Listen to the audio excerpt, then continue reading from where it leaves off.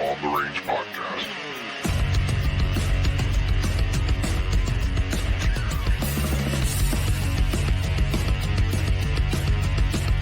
On the Range. Hello again, everyone, and welcome back to another episode of On the Range Podcast. I am Mark Kelley, and joined as always with my co-host and friend is Rick Hogg from Hogg Tactical. How's it going, pal? Man, Mark, it's going great. Super excited about today's episode. We have a fantastic guest. Here's the deal, guys, right? Depending where you're at in your age, your life, whatever the case may be, guaranteed our next guest is going to instill some wisdom in you. If he doesn't motivate you to get out there and get after it, add to your longevity, I don't think anyone will. But yeah, we'll save all the housekeeping for the end. But Mark, if you want to go ahead and intro him, let's get this thing rolling, man. Yeah, everyone, super excited about today. Pete Koch. He is well known as an actor. He played the Swede in Heartbreak Ridge, is probably one of his more noticeable roles. He's also was in one of my bride's favorite Christmas commercials, and he's just a fan favorite in the house here. And I've been a fan of his since he played football. And since I've been watching his content on social media and some of the networking social medias as well, Rick, I've just been super, super impressed with what he's done and what he continues to do. And his message is just great. So Pete, really appreciate you being here, taking time. I know you have a busy schedule. How are you doing today, sir? I'm glad to be with you. And I've appreciated the little bit of conversation we had just before, the taping began. Appreciate what you do and your message. And if I can contribute in some small way to helping people get 1% better, I think I've lived a life worth living. Yeah. Isn't it? It's super simple, isn't it, Pete? Go ahead, Rick. No, I mean, that's it, Pete, right? It's if you can help one, but we all know, what you're doing, you're helping more than one. But think about it. If everyone in this country could just help one person, where would we be? Would be huge, right? And you're a prime example of doing that, and the stuff you're putting out there. And again, unfortunately, we got to use social this day and age to kind of get messages out there. Not a super fan of all that, let's just say, propaganda control they have. But long story short, you're getting after it, bud, and you've got some incredible messages. So thanks for being on the show. Yeah, no, I appreciate it. I think it was pretty early on after I retired from the NFL, and I had done a few things along the road during those 6 seasons I played in the NFL, and but then I accrued a bunch of injuries fast, and that was the end of it for me. And then it was, hey, what am I going to do, moving forward? I mean, I was 29, so. And one thing I identified early on is that I knew I had a skill set that came with the journey of making it to the NFL. And that was a somewhat complicated one because it involved the ability or the knowledge to take care of my body in terms of a physical fitness, strength, nutrition in an advanced way, because that was part of my job as a professional athlete. And then I also realized that I had so many messages that I had received really starting in high school, where I was very fortunate to have some very strong and really powerful men as my coaches. And then that went on through college. Not all these coaches are outstanding. I always tell people there's two ways that athletes need to navigate that relationship between coaching as they advance themselves. There's some coaches that make you better because of their talent, and some in spite of their lack of talent. So you've got to navigate around that. And at that point, I started to think about, when I was reflecting on the 20 years that I played contact football, of everything that I was exposed to, including the pedagogy of coaching. And then I started reading books that I was trying to fill in the gaps of the things that I didn't know, and came across some fantastic reading on positive psychology There's a guy named Martin Seligman, a PhD, who's written, I guess it was in the 90s, 2000s, really began to unpack that topic and popularize the notion of positive psychology, which is such an important thing. And that's how I coach people now. That stands in sharp contrast. I'm 62. If my father were alive, he'd be 102. And, because I've got a brother in his mid 70s, and that generation, my father's generation, had no idea about positive psychology. It was like, and he was my little league coach and all this stuff, but it wasn't just my father, but it was a lot of berating, honestly, kids, at that time. And I think, man, that's horrible. But I persevered, in spite of some poor coaching along the way. But in reflection, I remember really leaning into the coaches that talked in a positive way. When you start yelling at a young person, they're either going to wilt away or they're going to get resolved. Fortunately, I was the one that got resolved, but I never forgot. I mean, I entertained these two notions at the same time. That coaching was shitty, but I learned from it. Yeah. So here I am all these years later, and I've been hoping to, and I never, had a great passion. I never thought like, I want to be a football coach. I know everything that goes into football coaching and to do it professionally, and there's a lot of travel and stuff, but I really wasn't interested in that. Like, I've lived in Los Angeles a long time. I like it. I don't want to move for a job. Yeah. And it didn't, so I needed to find a way to coach and reach people, because and I think utilize my skill set, and that became fitness. And so I've been a strength coach and a fitness coach for, more than 3 decades now. That's interesting. Go ahead, Rick. No, I was just going to ask, is your training primarily towards athletes or just like general populace? Yeah, general population, I think, and that's a great question, and one I've heard a lot. And there are so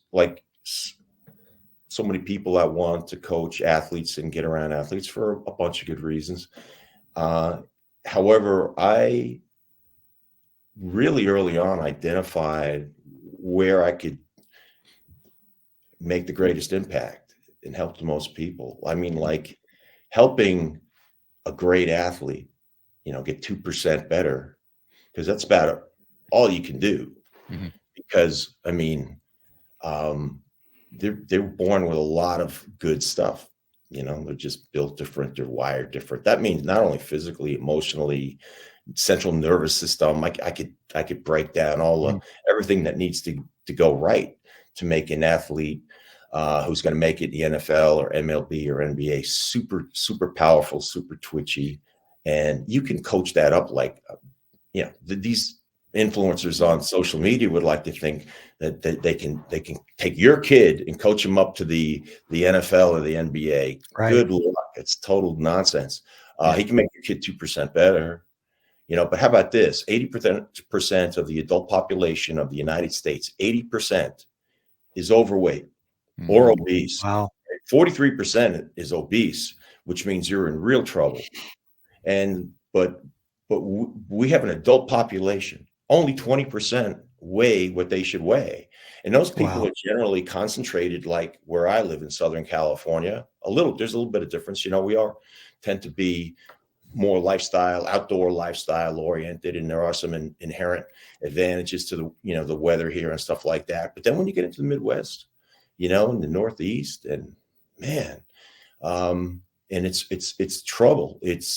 It's trouble for those individuals on a personal level, because of if they haven't gotten, their life is going to be more marked by metabolic disease and orthopedic issues, right? Because when you take your bones, right, like we've all seen lots of fat people. Did you ever see a fat skeleton? No. So they got a normal skeleton, right? They got the normal shock absorbers that you would see on a Toyota Camry, about this long and about that round. But then you put the weight of an SUV, of a Suburban. And by the way, if you ever looked at those shock absorbers are this big and this big around to accommodate all that weight. Well, you take all that weight and you still got the little shock absorbers, and that's your bones, that's your tendons, and they're going to get crushed. And they go, oh my, why does my back hurt? Why do my hips hurt? My doctor told me I might need a knee replacement, and I'm only, 42. Not supposed to work that way. It's you're overstressing your system because you're overweight and you're living on it. And then you're at higher risk for cancers, various, cancers, heart disease. It's a mess. And those folks need help. Why this country and these folks got to that situation, just dreadful situation, really, is complicated. It's not one thing. And it's definitely not just, oh, they lack discipline. No, it's like way more complex than that. It has to do with our water, it has to do with our food. And it has to do with this thing, right? It has to do with a lot, lifestyle. Yeah. So, however, if you're a doctor and somebody walks in your office and they go, I'm sick, you don't go, why? You go, let me find out what's wrong with you and let me help you, right? And then maybe somebody else can, work on that stuff later. So that's the position I took. I saw all those folks that need help. And I think I just think that's a noble place for me to interject my skill set. Now, Pete, does the amount of folks that come to you tend to be on that side of the house where they're in dire need of your services and your help and your guidance? Yeah, the one thing I've noticed is, the folks that are attracted to me are, for my help as a fitness coach. And I do most of it, just like me and you were talking now, I do most of it virtually. And they are, typically in their 40s through their 70s, early 70s. Oh, okay. And but yeah, probably that they are, and they're also people, because if they've followed me, and usually people follow a person like me for a while before they decide to reach out. It's not like after one video, but I do this little thing, and I've been doing it for 7 years, called Making You Better 30 Seconds at a Time. And I thought, if I, first thing I thought to do was, like, I know a lot of people go to the gym and they want to perform an exercise, but they don't do it correctly. I don't remember what the first exercise I demonstrated was, but it might have been something like a front dumbbell raise or something like that. And I see people doing it wrong. And, it'd be better if you did it right. Less, chance you'll have an injury, and more chance that you'll get the kind of development that you're looking for. Who likes to waste time? Nobody.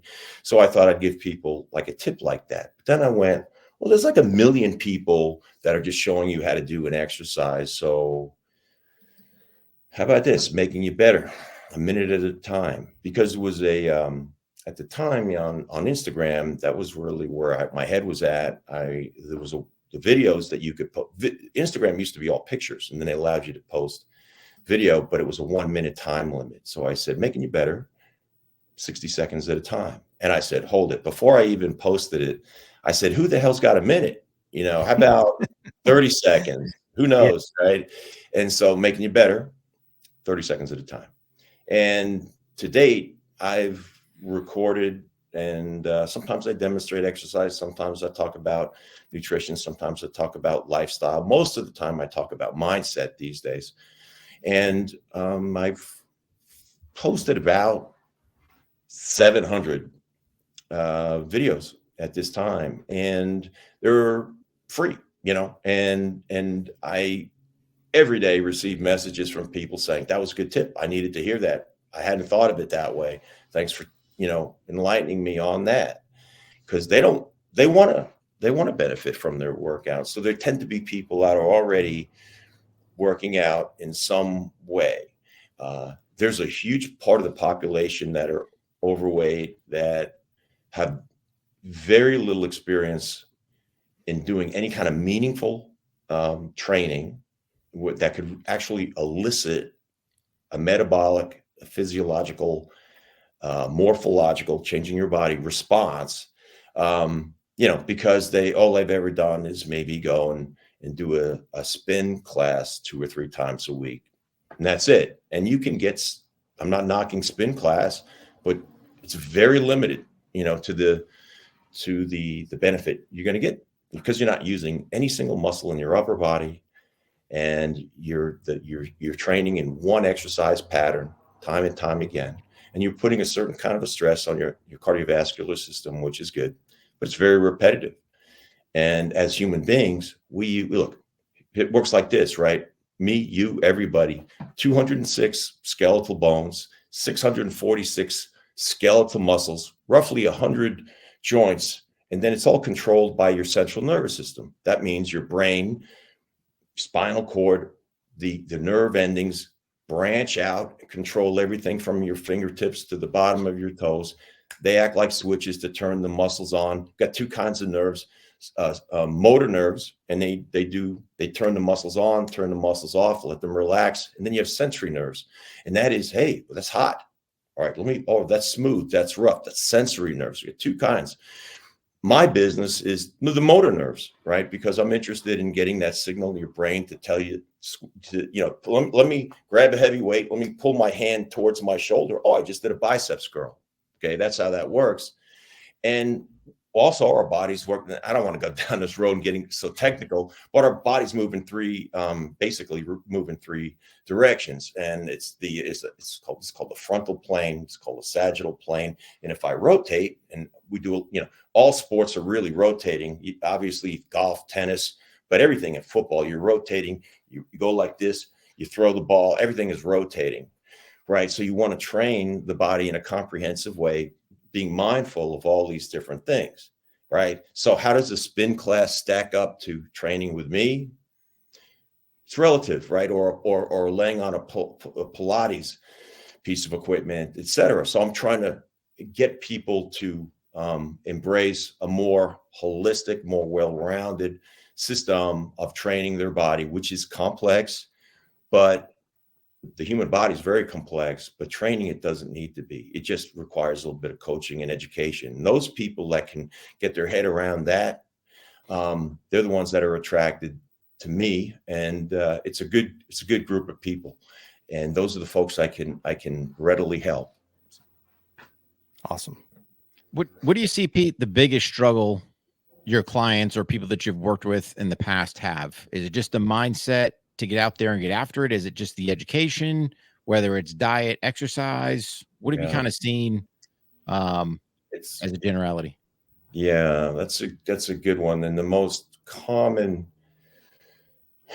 when folks are expressing interest in working with me, the first thing I do is I say, hey, good to connect with you.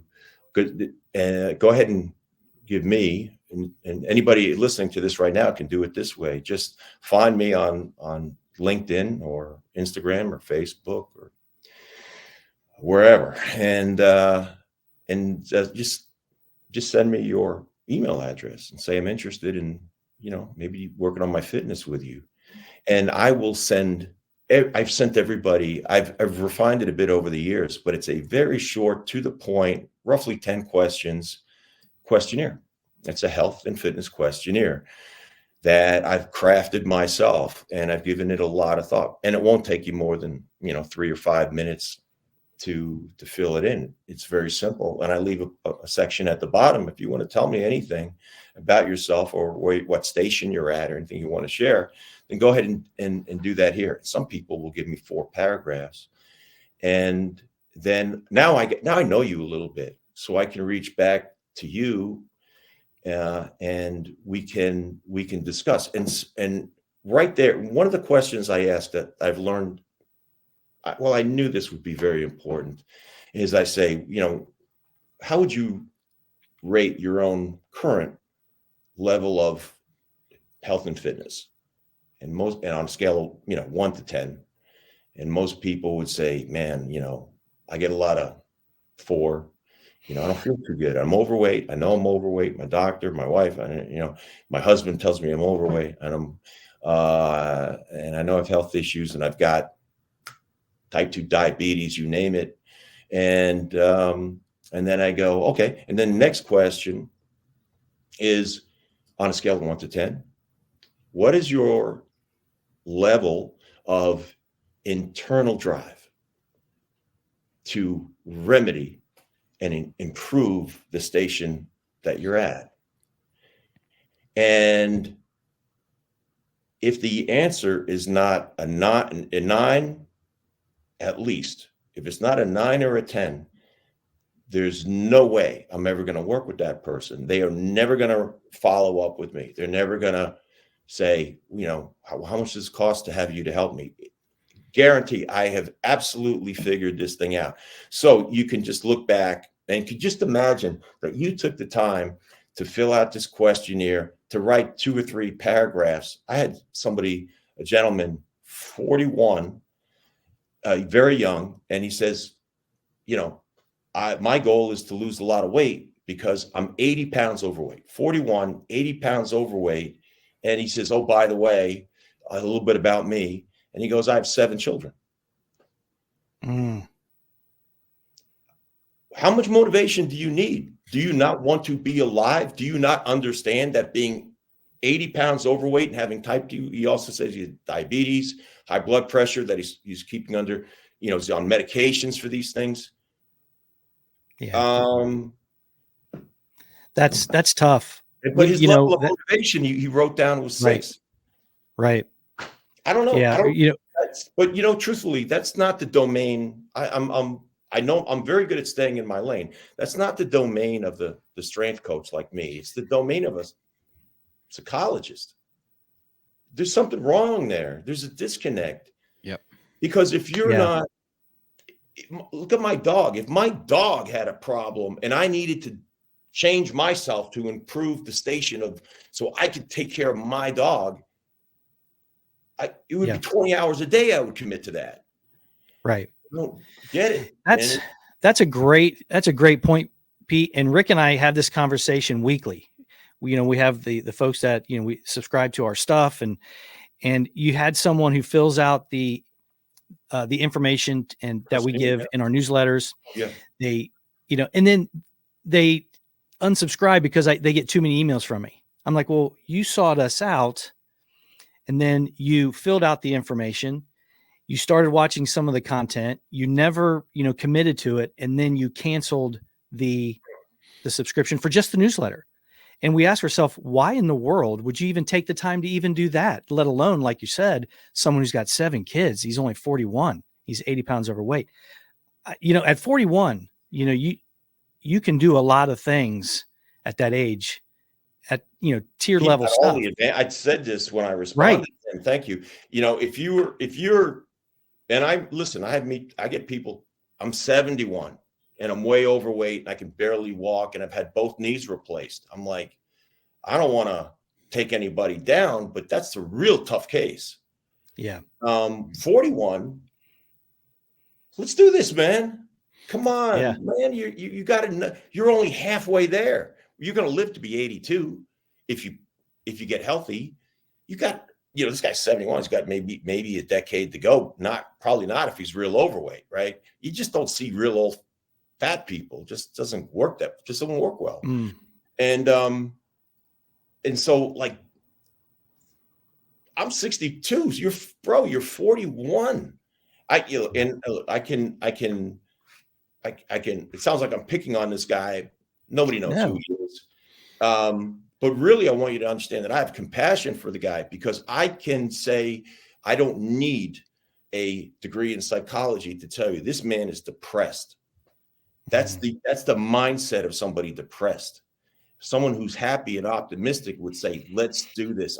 Because I do get those. Thankfully, thank goodness I get those. Listen, man, I got 1 kid. I got 2 kids. I'm overweight. I'm already, or I got grandkids coming and I really want to be there for them. That's a positive mindset. That's a person I can tell is going to want to work with me, and they'll be wonderful to work with almost every single time. But right there. But Pete, I mean, you bring up a great point, right? He's got 7 kids. Let's think about it. Something that I think's been greatly lost in this country is, as that father, you're the protector of that family. 80 pounds overweight. God forbid you're in a car crash. God forbid you've got to pull those children out of the car. your wife? Do you have that ability? That to me is, my whole driving factor. Why am I staying after all the different fitness skill sets that I'm doing? Number one, I'll still kick my son's ass, however we go age for age, right? Sorry, dude, you're not going to beat that, right? I'm going to chase my grandkids around, however long the good Lord keeps me on this earth, I'm going to get after it, right? But how do we lose that as a society where I have no personal drive to want to get myself better, to be the protector of that family, whether it's your kids, grandkids, whatever? That's the part that I have a hard time wrapping my head in. And I go, is it, if you want to say the, child athlete growing up, that it's just part of your life, that fitness is always injected?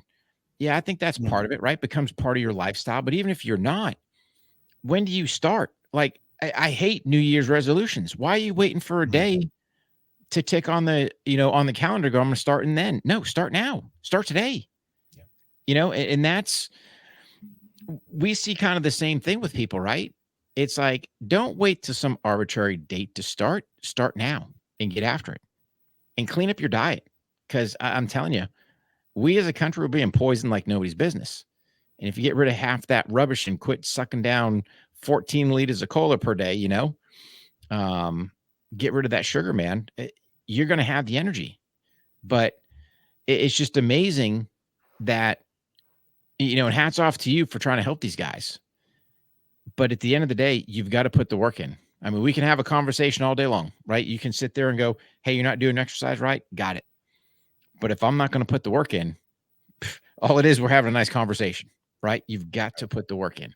And that's the part that, man, it just seems as a society, people don't want to put the work. They just want that easy press button.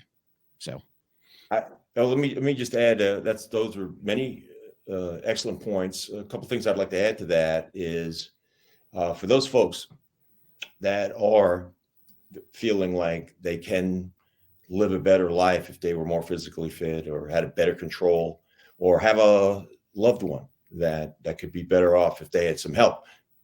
Sidebar, I recently have been working with a 67-year-old gentleman. He's in Pennsylvania, and he, 2 years ago, he's been active his whole life, and he did a little bit of exercise, and he has a little home gym.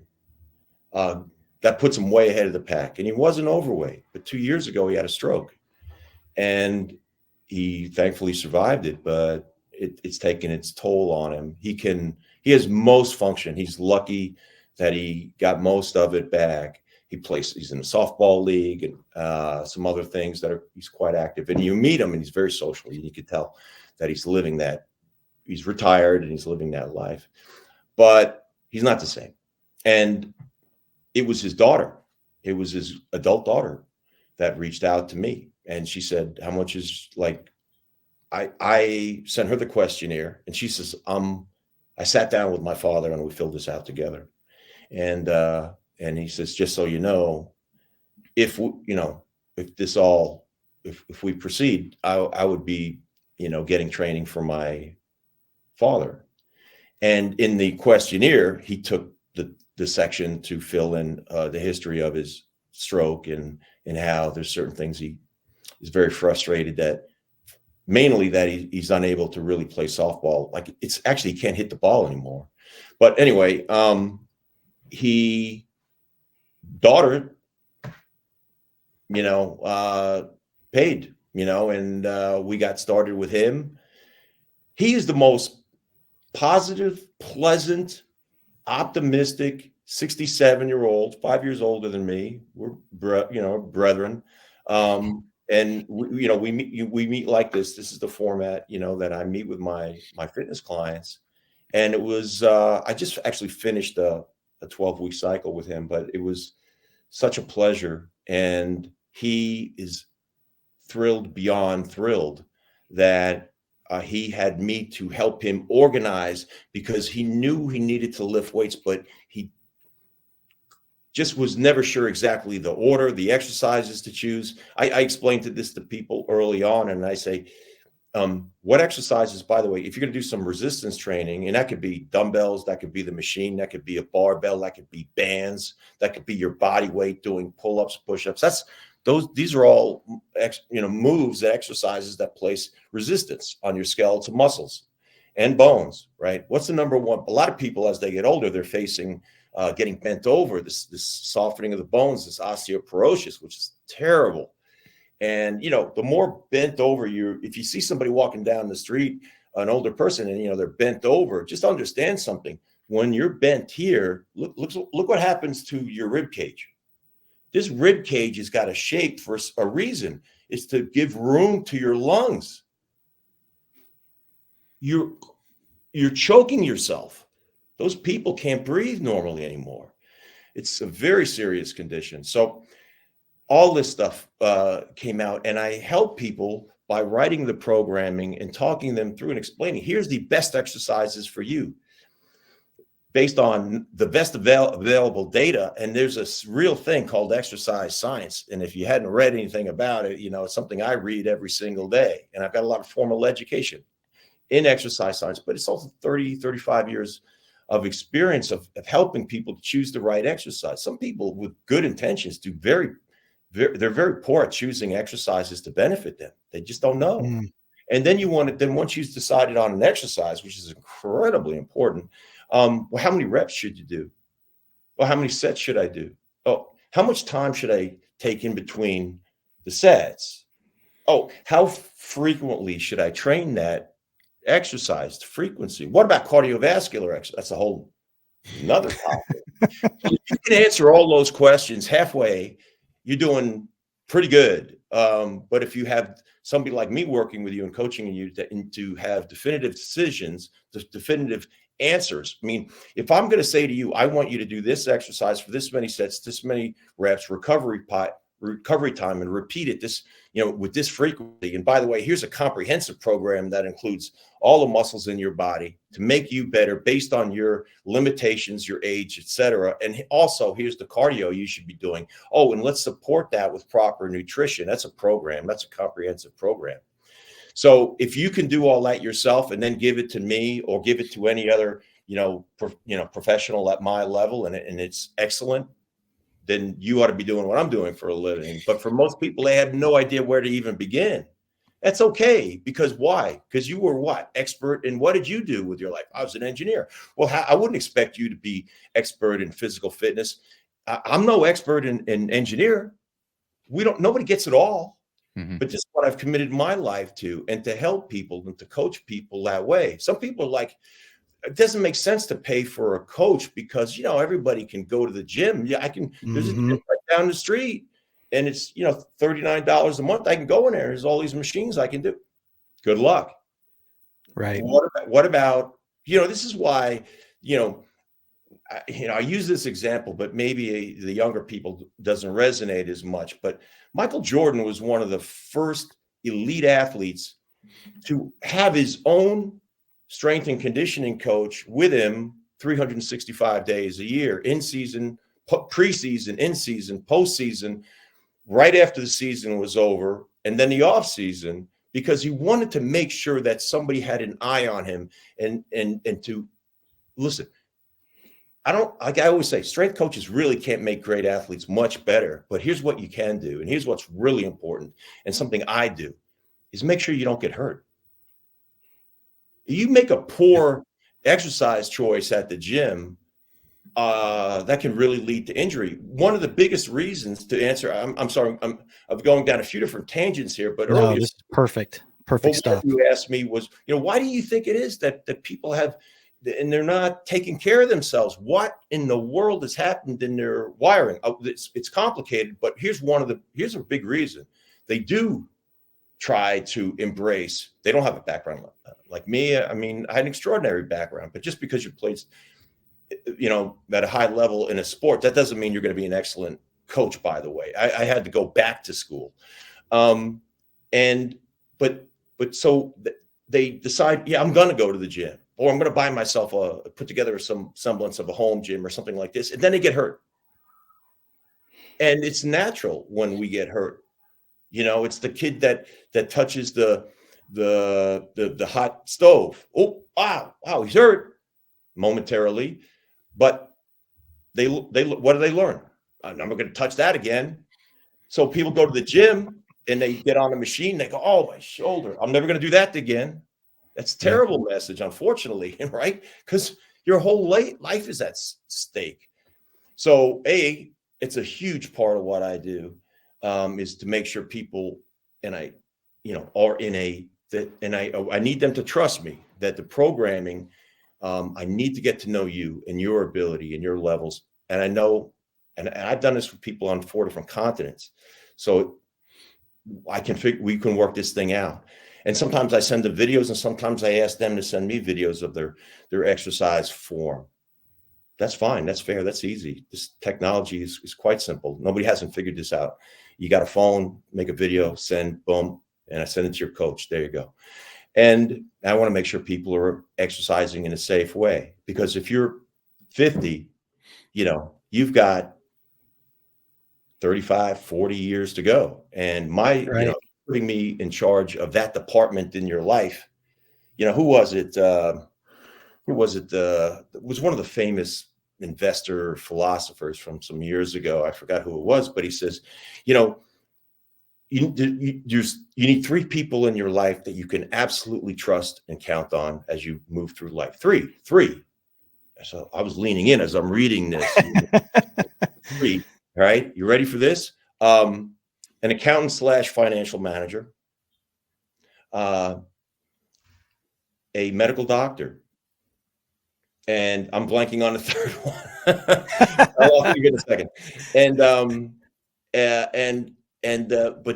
But in this day and age, the medical doctor, our medical system is failing us. And one thing that I believe has actually got, well, the words are important. The medical system is failing us. We have a bunch of bright, good doctors in this country, but the system's terrible. And I actually think the medical training is failing someplace with a younger generation. I'm proud to say that as a fitness professional, it's getting better. We're getting better at what we do, and then commingling, physical fitness and nutrition. But you need. Did I say? I said, hey, I remember this, right? So you need. Yeah, can we agree?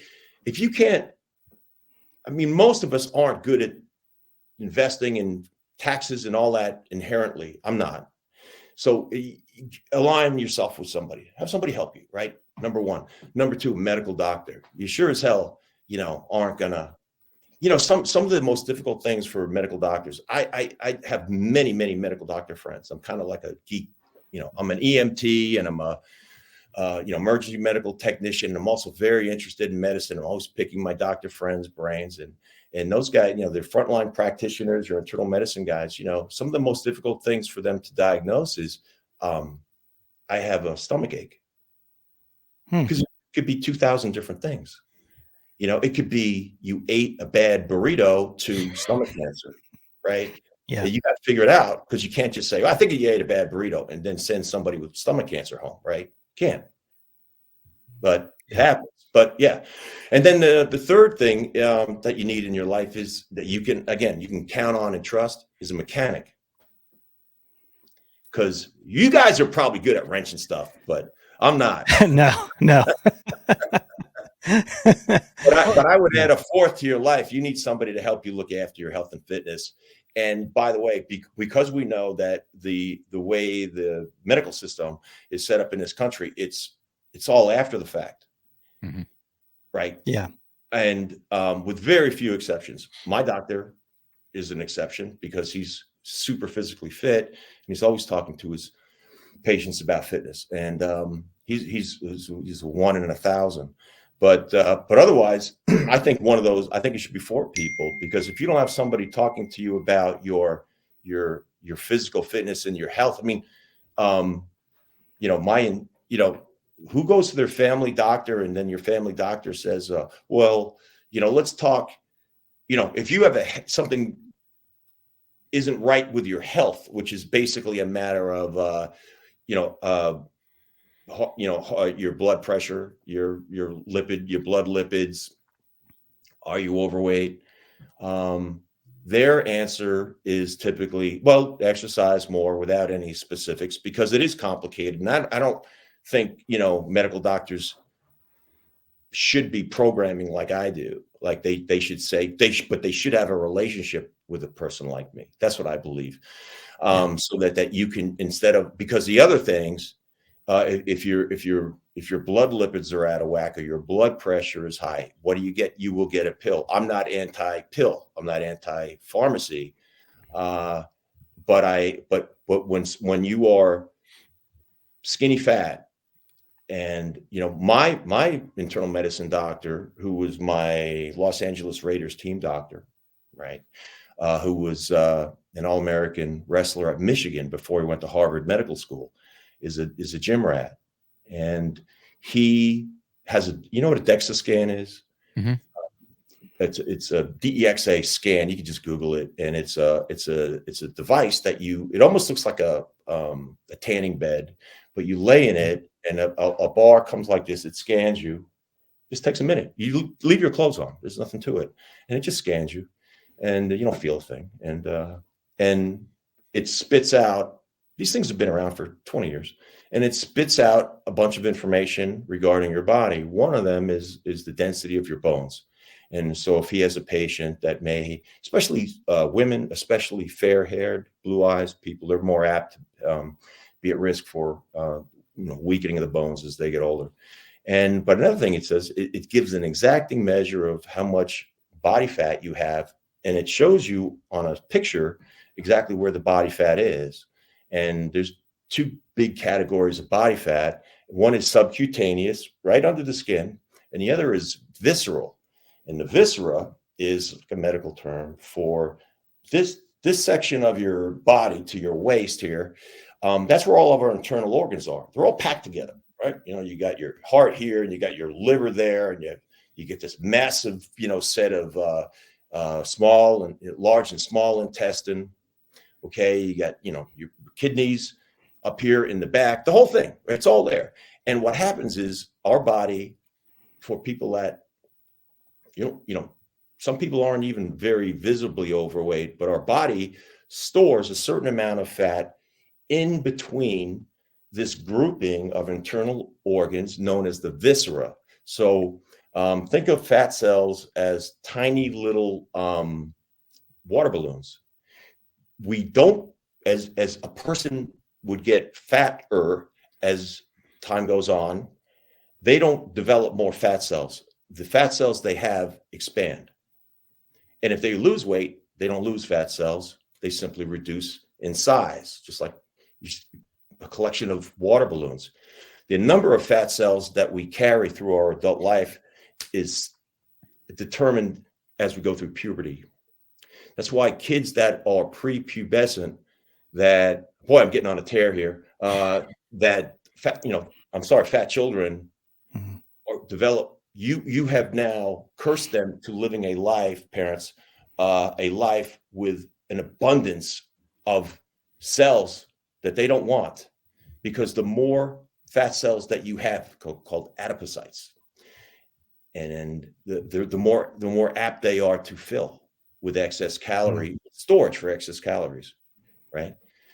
So anyway, so you have these viscera, you have the DEXA scan measures how much fat you have in here. And it's incredibly important. This fat that you have in here, or guys will carry a little bit here and in the hips, and women are more in the buttocks, they'll apt to carry. That's subcutaneous. Cutaneous is the layer of skin. Sub, just below the layer of skin. And visceral fat is lodged in between the viscera. Subcutaneous fat has nothing to do. It's unsightly, you might say, but it has very little impact on your health. Visceral fat, which you can't even see, has everything to do with your health.